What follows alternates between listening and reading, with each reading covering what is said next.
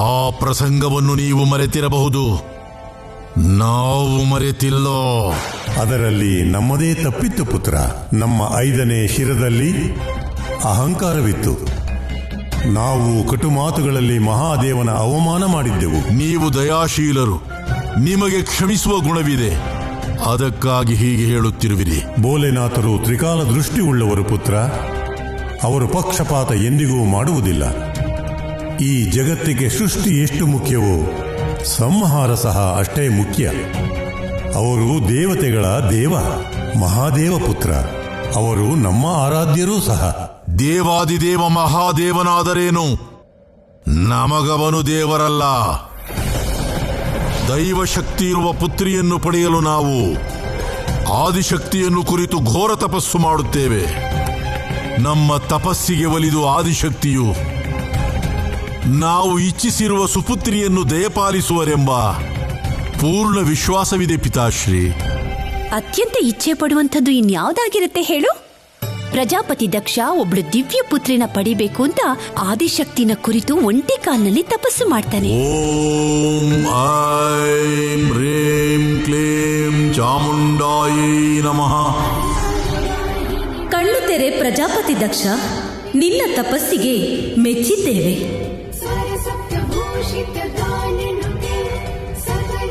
ಮಾತಾ ಆದಿಶಕ್ತಿಗೆ ಜಯವಾಗಲಿ. ಈ ಪ್ರಜಾಪತಿ ದಕ್ಷನ ಕೋಟಿ ಕೋಟಿ ನಮಸ್ಕಾರಗಳನ್ನು ಸ್ವೀಕಾರ ಮಾಡು ಮಾತೆ. ಹೇಳು ಪುತ್ರ, ಏನು ನಿನ್ನ ಇಚ್ಛೆ? ನೀವು ಸರ್ವವ್ಯಾಪಿಯಾಗಿದ್ದೀರಿ ತಾಯಿ, ನಮಗೇನು ಬೇಕೆಂದು ನಿಮಗೆ ಗೊತ್ತಿದೆ. ನಿಮ್ಮ ಕಲ್ಪನೆಯ ದಿವ್ಯ ಪುತ್ರಿಯನ್ನು ನಾವು ವರದಾನವಾಗಿ ನೀಡುತ್ತೇವೆ. ನಿಮ್ಮ ಕಲ್ಪನೆಗೆ ತಕ್ಕಂತೆ, ನಿಮ್ಮ ಇಚ್ಛೆಯಂತೆಯೇ. ದೈವಶಕ್ತಿ ಮತ್ತು ವಿಶಿಷ್ಟ ಗುಣಗಳು ಇಡೀ ಜಗತ್ತಿನಲ್ಲಿ ಕೇವಲ ನಿಮ್ಮ ಪುತ್ರಿಯಲ್ಲಿ ಮಾತ್ರ ಇರುತ್ತದೆ. ಓ ಜಗಜ್ಜನನಿ ಮಾತೆ, ನಾವು ಧನ್ಯರಾದೆವು. ಆದರೆ ನೆನಪಿರಲಿ ಪುತ್ರ, ಆ ಪುತ್ರಿಗೆ ಎಂದಿಗೂ ಅವಮಾನವಾಗಬಾರದು. ಹಾಗೇನಾದರೂ ಆದರೆ ನಿನ್ನ ಸರ್ವನಾಶ ಖಚಿತ. ಹಾಗೆ ಎಂದೆಂದಿಗೂ ಆಗುವುದಿಲ್ಲ ಮಾತೆ. ನಮ್ಮ ಪುತ್ರಿಯನ್ನು ಅಪಮಾನಿಸುವುದೇ ಇಲ್ಲವೆಂದು ನಾವು ನಿಮಗೆ ಇಂದು ವಚನ ನೀಡುತ್ತಿದ್ದೇವೆ ತಾಯಿ.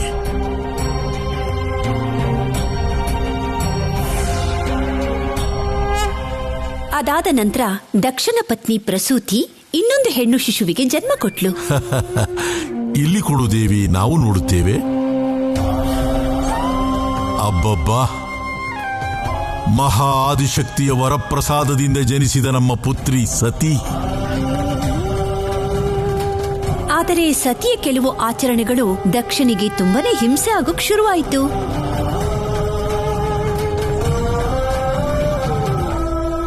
ಬನ್ನಿ ಸ್ವಾಮಿ, ಬನ್ನಿ. ನೋಡಿ, ಜನ್ಮದಿನದಿಂದ ನಮ್ಮ ಪುತ್ರಿ ಮುಷ್ಟಿಯನ್ನು ತೆರೆದೇ ಇಲ್ಲ. ಹೌದಲ್ಲವೇ? ಈ ವಿಚಾರ ಇದುವರೆಗೂ ನಮ್ಮ ಗಮನಕ್ಕೆ ಬಂದಿರಲಿಲ್ಲವಲ್ಲ ದೇವಿ? ಸ್ವಾಮಿ, ಇದು ಏನಾದರೂ ಶರೀರದ ಅಂಗವಿಕಲತೆ ಅಲ್ಲ ತಾನೆ? ನಾವು ಮುಷ್ಟಿಯನ್ನು ತೆರೆಯುವ ಪ್ರಯತ್ನ ಮಾಡಿದೆವು, ಆದರೆ... ಚಿಂತೆಯನ್ನು ಬಿಡು ರಾಣಿ. ನಮ್ಮ ಪುತ್ರಿಯ ಜನನವಾಗಿರುವುದು ಮಹಾ ಆದಿಶಕ್ತಿಯ ವರಪ್ರಸಾದದಿಂದಲ್ಲವೇ ದೇವಿ? ಹಾಗಾಗಿ ಅವಳು ಸುರಕ್ಷಿತವಾಗಿರುತ್ತಾಳೆ. ನಾವು ಚಿಂತಿಸುವ ಅವಶ್ಯಕತೆ ಇಲ್ಲ. ನೀವು ಸರಿಯಾಗಿ ಹೇಳಿದಿರಿ ಸ್ವಾಮಿ. ಆದರೆ ನಾನೊಬ್ಬ ತಾಯಿ, ನಮಗೆ ಚಿಂತೆಯಾಗುತ್ತಿದೆ. ಇದಕ್ಕೆ ಕಾರಣವೇನೆಂದು, ಹಾಗೆ ಪರಿಹಾರ ಏನೆಂದು ತಿಳಿದುಕೊಳ್ಳಿ ಸ್ವಾಮಿ. ಅವಶ್ಯವಾಗಿ.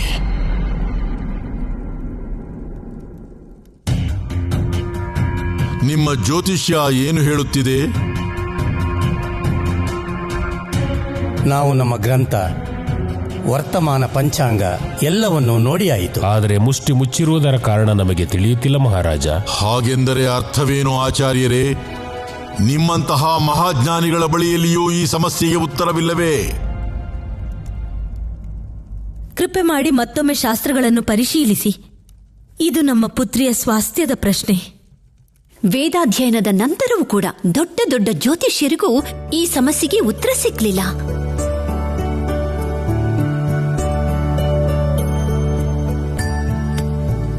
ನಮ್ಮ ಕೈಯಲ್ಲಿ ಭಾಗ್ಯದ ರೇಖೆ ಇರುತ್ತೆ ಅಲ್ವಾ ಅಮ್ಮ? ಆ ಮುಷ್ಟಿಯ ಸಂಬಂಧ ಸತಿಯ ಭಾಗ್ಯವನ್ನು ನಿರ್ಧರಿಸುತ್ತಾ ಅಮ್ಮ? ಮಾರುತಿ, ನಿಮ್ಮ ಊಹೆ ಸರಿಯಾಗಿಯೇ ಇದೆ.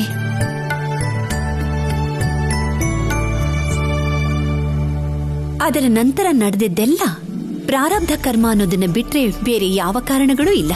ಅಂದರೆ ಮುಷ್ಟಿ ಕಟ್ಟಿರುವ ಕತೆ ತುಂಬಾ ರೋಚಕವಾಗಿದೆ ಅನ್ಸುತ್ತೆ.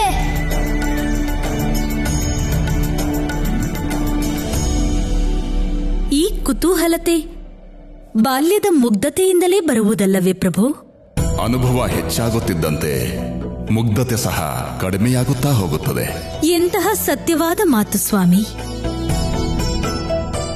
ಜೀವನದ ಏರುಪೇರಿನ ಕಠಿಣ ಹಾದಿಯಲ್ಲಿ ಒಂದು ಶಿಶುವಾಗಿ ಇರುವುದು ಅದ್ಭುತ ವರದಾನವೇ ಸರಿ. ಹಾಗೆಯೇ ದೇವಿ ಸತಿಯ ಮುಷ್ಟಿಯ ರಹಸ್ಯದ ಬಗ್ಗೆ ಮಾರುತಿಯ ಮನಸ್ಸಿನಲ್ಲಿ ಮೂಡಿರುವ ಪ್ರಶ್ನೆಯ ಹಾಗೆಯೇ ಮುಂದೊಂದು ದಿನ ಖಂಡಿತ ಮಾತೆ ಅಂಜನಿಯ ಮನಸ್ಸಿನಲ್ಲೂ ಸಹ ಈ ಪ್ರಶ್ನೆ ಮೂಡುತ್ತದೆ. ತನ್ನ ಪುತ್ರ 11ನೇ ಅವತಾರವಾಗಿದ್ದು ಏಕೆ ಎಂದು.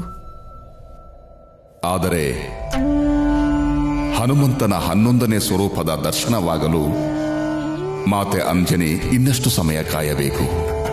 ಮಾರುತಿ ಯುವಕರಾಗಿ ರಾಮನ ಯಾತ್ರೆಯಲ್ಲಿ ಶ್ರೇಷ್ಠ ಸೇವೆ ನೀಡಿದಾಗ ಮಾತ್ರ ಅವರ 11ನೇ ಅವತಾರ ಸಾರ್ಥಕವಾಗುವುದು.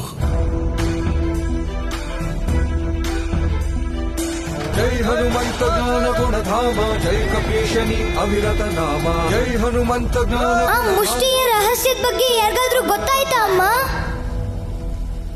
ಈ ರಹಸ್ಯ ಏನು ಅನ್ನೋದು ಒಂದು ದಿನ ಗೊತ್ತಾಗೇ ಬಿಡ್ತು. ದೇವರ್ಷಿ ನಾರದರು ಹಾಗೂ ಸಪ್ತಋಷಿಗಳು ರಾಜ ದಕ್ಷನನ್ನ ಭೇಟಿ ಮಾಡೋದಕ್ಕೆ ಅಲ್ಲಿಗೆ ಹೋದ್ರು.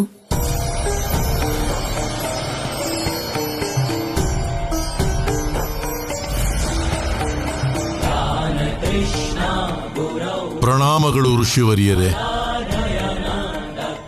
ನಮಗೆ ತಿಳಿದಿದೆ ದಕ್ಷರಾಜ, ಆದಿಶಕ್ತಿಯ ಕೃಪೆಯಿಂದ ನಿಮಗೆ ಪುತ್ರಿ ಸತಿ ಪ್ರಾಪ್ತಳಾಗಿದ್ದಾಳೆಂದು.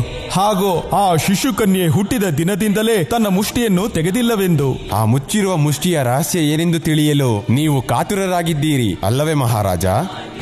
ತಮ್ಮಂತ ಜ್ಞಾನಿಗಳಲ್ಲಿ ನಮ್ಮ ವಿನಂತಿ ಏನೆಂದರೆ, ನೀವೆಲ್ಲರೂ ನಮ್ಮ ಸಮಸ್ಯೆಯನ್ನು ಪರಿಹರಿಸಿ. ಈ ವಿಷಯವಂತೂ ಅಷ್ಟು ಸರಳವಲ್ಲ ದಕ್ಷರಾಜ.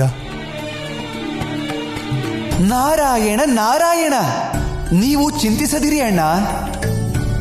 ಕಾರಣ ಕೇಳುವ ಯಾವುದೇ ಅವಶ್ಯಕತೆ ಇಲ್ಲ.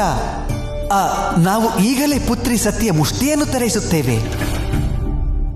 ದೇವರ್ಷಿ ನಾರದ್ರು ಮಗುವನ್ನ ಆಟ ಆಡಿಸ್ತಾ ಆ ಮುಷ್ಟಿನ ತೆಗೆಯೋದಕ್ಕೆ ಪ್ರಯತ್ನ ಪಟ್ರು. ಒಂದು ಸಾರಿ ಆಟ ಸಾಮಾನುಗಳಿಂದ, ಇನ್ನೊಂದ್ಸರ್ತಿ ನಗಸೋದ್ರಿಂದ. ಆದ್ರೆ ಆ ಪುಟ್ಟ ಶಿಶುವಿನ ಮುಷ್ಟಿ ಎಷ್ಟು ಬಿಗಿಯಾಗಿತ್ತು ಅಂದ್ರೆ ಏನ್ ಮಾಡಿದ್ರೂ ತೆಕ್ಕೊಳ್ಳಿಲ್ಲ. ದೇವಋಷಿ ಕೂಡ ವಿಫಲರಾದ್ರ? ನಾರಾಯಣ ನಾರಾಯಣ. ಯಾವ ಉಪಾಯಗಳು ಕೆಲಸ ಮಾಡದೆ ಹೋದ್ಮೇಲೆ ಆಗ ನಾರದ ಮಹರ್ಷಿಗಳು ಯಾರಿಂದ ಜಗತ್ತಿನ ಎಲ್ಲಾ ಕಾರ್ಯಗಳು ನಡೆಯುತ್ತೋ ಅವನನ್ನ ಸ್ಮರಣೆ ಮಾಡಿದ್ರು. ದೇವರ್ಷಿ ನಾರದರು ಡಮರುಗವನ್ನ ಬಾರಿಸ್ತಿದ್ದ ಹಾಗೆ ಸತಿ ಆ ಸದ್ದನ್ನ ಕೇಳಿ ಆನಂದದಿಂದ ಮೈ ಮರೆತುಬಿಟ್ಲು. ಆ ಪರಮಾನಂದದಲ್ಲೇ ಸತಿ ತನ್ನ ಬಿಗಿ ಹಿಡಿದ ಮುಷ್ಟಿಯನ್ನ ತೆಗೆದುಬಿಟ್ಲು. ಹರ ಹರ ಮಹಾದೇವ.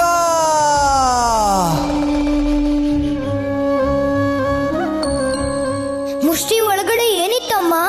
ಮುಷ್ಟಿಯೊಳಗೆ ಒಂದು ಚಿಕ್ಕ ರುದ್ರಾಕ್ಷಿಯ ಫಲ ಇತ್ತು. ರುದ್ರಾಕ್ಷಿ? ಆ ಶಿಶುವಿನ ಕೈಲಿದ್ದ ರುದ್ರಾಕ್ಷಿನ ತಗೊಳ್ಳಕ್ಕೆ ದಕ್ಷ ಮುಂದಾದಾಗ ಆ ಕಕ್ಷೆ ಎಲ್ಲವೂ ಪ್ರಕಾಶಮಯವಾಗೋಯ್ತು. ಹಾಗೆ ನಿಧಾನವಾಗಿ ಆ ರುದ್ರಾಕ್ಷಿ ಸತಿಯ ಹಸ್ತದೊಳಗಡೆನೆ ಲೀನವಾಗಿ ಬಿಡ್ತು. ಅದ್ಭುತ! ದಕ್ಷರಾಜ ಈ ಘಟನೆ ನೋಡಿ ಎಷ್ಟು ಆಶ್ಚರ್ಯಚಕಿತನಾದ್ನೋ ಅಷ್ಟೇ ಅಧಿಕವಾಗಿ ಕ್ರೋಧಿತನಾಗ್ಬಿಟ್ಟ. ಸಹೋದರ ನಾರದ, ಇದೇನು ಮಾಡಿದಿರಿ ನೀವು? ನಿಮ್ಮ ಸಮಸ್ಯೆಯನ್ನು ಪರಿಹರಿಸಲು ನಾವು ಪ್ರಯತ್ನ ಮಾಡಿದೆವು ಅಣ್ಣ. ಆದರೆ ಏನಾಯಿತು ಈಗ? ನೀವು ಆ ಅಘೋರಿ ಢಮರುಗದ ನಾದವನ್ನು ನಮ್ಮ ಪುತ್ರಿಗೇಕೆ ಕೇಳಿಸಿದಿರಿ? ನಾರಾಯಣ ನಾರಾಯಣ, ದೇವಾದಿದೇವ ಮಹಾದೇವನ ಚಮತ್ಕಾರವೇ ಹಾಗೆ. ಒಂದೇ ಕ್ಷಣದಲ್ಲಿ ಪ್ರತಿಯೊಂದು ಸಮಸ್ಯೆಗೆ ಪರಿಹಾರ ನೀಡುತ್ತಾರೆ. ಬೇಕಿಲ್ಲ ನಮಗೆ ಅವನ ಪರಿಹಾರ.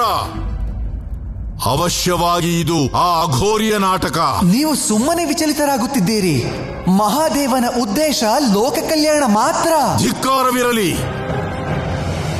ಆ ಮಹಾದೇವನಾದರೋ ನಮ್ಮಿಬ್ಬರ ತಂದೆಯಾದ ಬ್ರಹ್ಮದೇವನ ಶಿರವನ್ನು ಛೇದಿಸಿದ್ದನು. ನೀವು ಅವನ ಪರವಾಗಿ ಮಾತನಾಡುತ್ತಿದ್ದೀರಾ.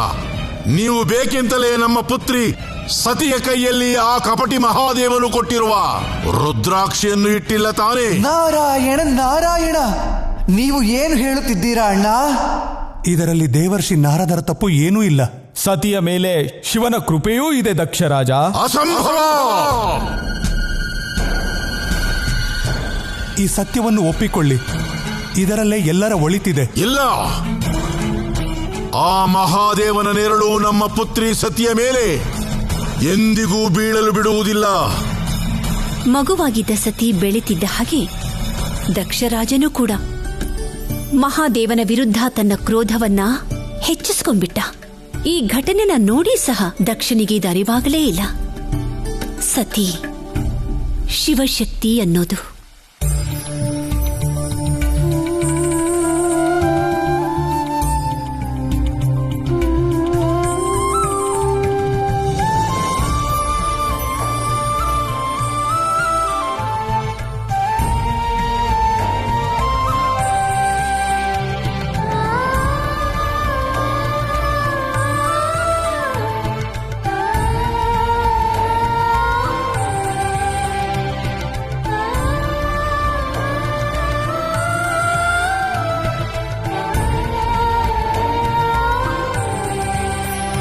ನಮ್ಮ ಮಧುರ ಧ್ವನಿಯನ್ನು ಕೇಳೋದಕ್ಕಿಂತ ಇವಳಿಗೆ ಆ ಮಣ್ಣಿನ ಆಟಿಕೆಯೇ ಹೆಚ್ಚಾಯ್ತಲ್ಲ. ಇವಳಿಗೆ ಸರಿಯಾದ ಪಾಠ ಕಲಿಸ್ತೇವೆ ನಾವು.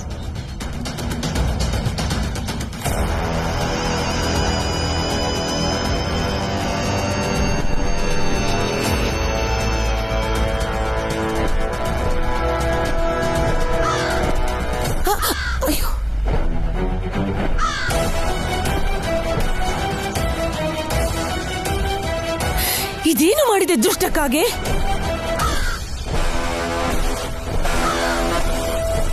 ಇರು, ಮಾಡ್ತೀನಿ.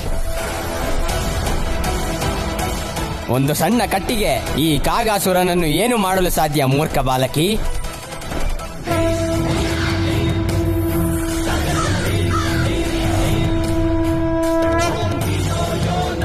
ಈ ಕಟ್ಟಿಗೆ ಬ್ರಹ್ಮಾಸ್ತ್ರವಾಗಿ ಹೇಗೆ ಪರಿವರ್ತಿತವಾಯಿತು?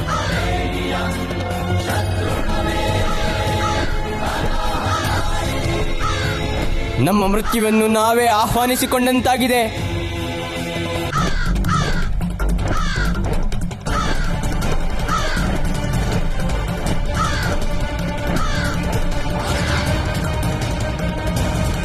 ಬ್ರಹ್ಮದೇವ, ಕೃಪೆ ಮಾಡಿ ನಮ್ಮ ವಿನಂತಿಯನ್ನು ಆಲಿಸಿ ನಮಗೆ ಸಹಾಯ ಮಾಡಿ. ಒಬ್ಬ ಕನ್ಯೆ ನಮ್ಮ ಮೇಲೆ ಒಂದು ಕಟ್ಟಿಗೆಯನ್ನು ಎಸೆದಳು. ಅದು ಬ್ರಹ್ಮಾಸ್ತ್ರವಾಗಿ ಪರಿವರ್ತಿತವಾಯಿತು.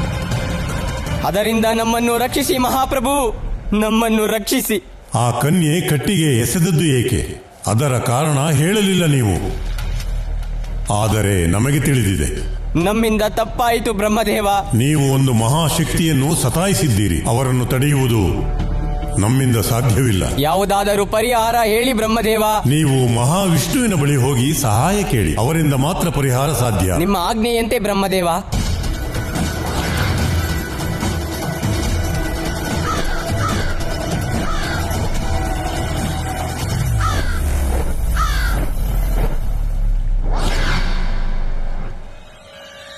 ಪ್ರಣಾಮಗಳು ಮಾತೆ. ಶ್ರೀಹರಿಯ ಸಹಾಯಕ್ಕೆ ಬಂದಿದ್ದೇವೆ ನಾವು. ನಮ್ಮ ಪ್ರಾಣವನ್ನು ರಕ್ಷಿಸಿ ಎಂದು ವಿನಂತಿಸಿಕೊಳ್ಳಲು ಬಂದಿದ್ದೇವೆ ನಾವು. ಇದು ಆದಿಶಕ್ತಿಯ ಅಸ್ತ್ರವಾಗಿದೆ.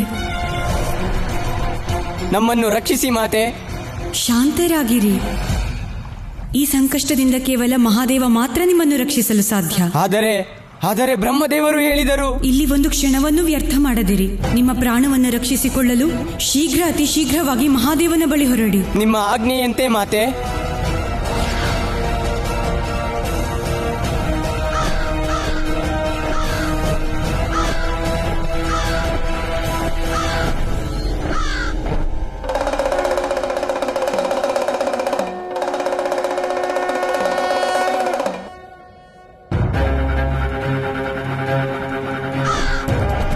ತ್ರಾಹಿ ಮಾಂ ಮಹಾದೇವ, ನಮ್ಮ ಪ್ರಾಣವನ್ನು ದಯವಿಟ್ಟು ರಕ್ಷಣೆ ಮಾಡಿ ಪ್ರಭು.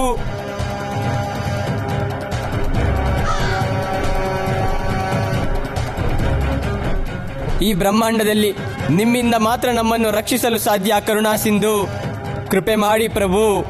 ಇಲ್ಲವಾದರೆ ಆ ಬ್ರಹ್ಮಾಸ್ತ್ರ ನಮ್ಮ ಪ್ರಾಣವನ್ನು ತೆಗೆಯುವುದು ಖಚಿತ. ಮಹಾದೇವ,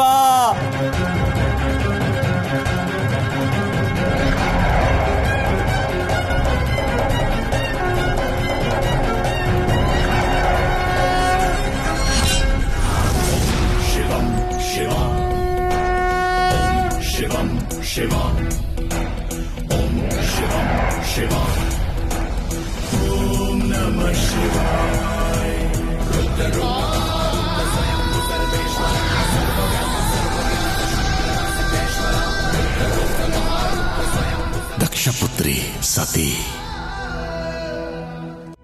ಏನ್ ಯೋಚನೆ ಮಾಡ್ತಾ ಇದ್ದೀರಾ ಅಮ್ಮ? ಇದು ಮಹಾದೇವನ ಮೊದಲ ಅನುಭವ. ಸತಿಯ ಉಪಸ್ಥಿತಿಯನ್ನು ಮಹಾದೇವ ಮೊದಲನೇ ಬಾರಿ ಅನುಭವಿಸಿದ್ದ. ಸತಿಯಲ್ಲಿಯೂ ಸಹ ದಿವ್ಯ ಶಕ್ತಿ ಇತ್ತು ಅಲ್ವಾ ಅಮ್ಮ? ಹೌದು ಮಾರುತಿ, ಅದು ಆದಿಶಕ್ತಿಯ ವರದಾನವಾಗಿತ್ತು. ಅಂದರೆ ಆದಿಶಕ್ತಿಯ ಅಂಶವೇ ಸತಿ. ಇನ್ನೊಂದು ಅಲೌಕಿಕವಾದ ಘಟನೆ ನಡೆದ ನಂತರ ಇದು ಪ್ರಮಾಣಿಸಲ್ಪಟ್ಟಿತ್ತು. ನನ್ನ ಭಾಗ್ಯವು ನಿನ್ನ ಭಾಗ್ಯದ ಹಾಗೆ ಇರಬೇಕಾಗಿತ್ತು. ನಿನ್ನ ಭಾಗ್ಯದಲ್ಲಿಲ್ಲದ್ದು ನನ್ನ ಭಾಗ್ಯದಲ್ಲಿ ಏನಿದೆ ಸುಭದ್ರಾ? ಒಬ್ಬ ಸುಂದರ ರಾಜಕುಮಾರ. ಏನು? ಹಾ ಹೌದು, ನಿಮ್ಮ ಪಿತಾಶ್ರೀ ದಕ್ಷ ಮಹಾರಾಜರು ನಿನ್ನ ಕುಂಡಲಿನ ಜ್ಯೋತಿಷ್ಯರಿಗೆ ತೋರಿಸ್ತಿದ್ದಾರೆ. ಅದೇಕೆ? ಅಯ್ಯೋ ನನ್ನ ಮುದ್ದು ಗೆಳತಿ, ನಿನ್ನ ವಿವಾಹದ ಸಮಯ ಬಂದಿದೆ, ಅದಕ್ಕಾಗಿ ನಿನಗೆ ವರ ಹುಡುಕ್ತಾ ಇದ್ದಾರೆ. ಆದರೆ ನಾವು ನಮ್ಮ ಹುಡುಕಾಟದಲ್ಲೇ ಇದ್ದೇವೆ. ಇನ್ನು ನಿನ್ನ ಪತಿ ಜೊತೆ ನಿನ್ನ ಹುಡುಕಾಟ ಮುಂದುವರಿಸು, ಆನಂದವಾಗಿರುತ್ತೆ. ಇದು ಪರಿಹಾಸ್ಯದ ವಿಷಯವಲ್ಲ ಸುಭದ್ರಾ. ನಮಗೆ ವಿವಾಹದ ಆತುರವಿಲ್ಲ. ಆದ್ರೆ ದಕ್ಷ ಮಹಾರಾಜರಿಗಿದೆ. ಆದರೆ ಇದು ನಮ್ಮ ಜೀವನದ ಪ್ರಶ್ನೆ. ಪಿತಾಶ್ರೀ ನಮ್ಮೊಂದಿಗೆ ಮಾತನಾಡದೆ ಅದ್ ಹೇಗೆ ನಿರ್ಧರಿಸುತ್ತಾರೆ? ಹಾಗಿದ್ರೆ ನಿನಗೆ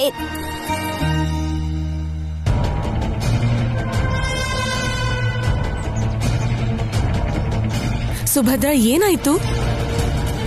ಏನನ್ನು ನೋಡುತ್ತಿರುವೆ?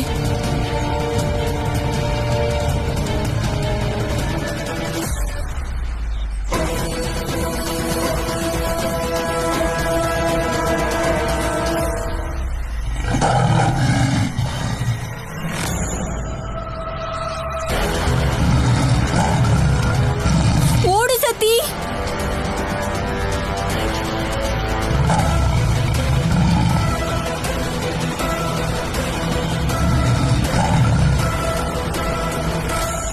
ಜ್ಯೋತಿಷ್ಯರೇ, ಈ ಜಾತಕವನ್ನು ನೋಡಿ.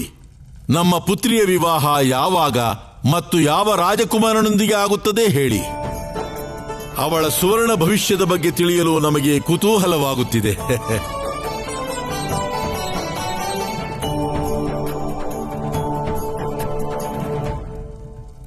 ಏನಾಯಿತು ಜ್ಯೋತಿಷ್ಯಾಚಾರ್ಯರೇ?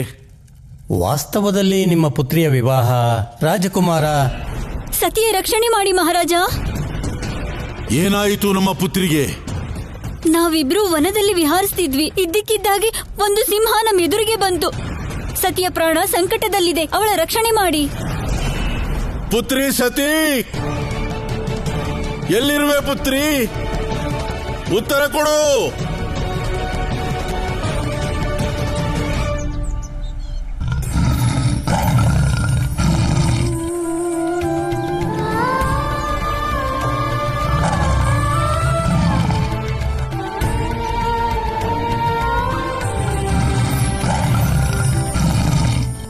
ಅಸಂಭವ, ಚಮತ್ಕಾರ, ಆಶ್ಚರ್ಯ.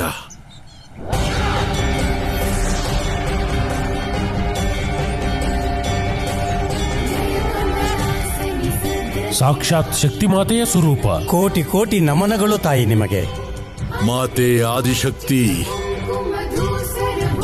ಮಾತೆ ಆದಿಶಕ್ತಿ ಅಂದ್ರೆ ಶಿವನ ಶಕ್ತಿ. ಶಿವಶಕ್ತಿಗೆ ಜಯವಾಗಲಿ. ಶಿವಶಕ್ತಿಗೆ ಜಯವಾಗಲಿ. ಶಿವಶಕ್ತಿಗೆ ಜಯವಾಗಲಿ.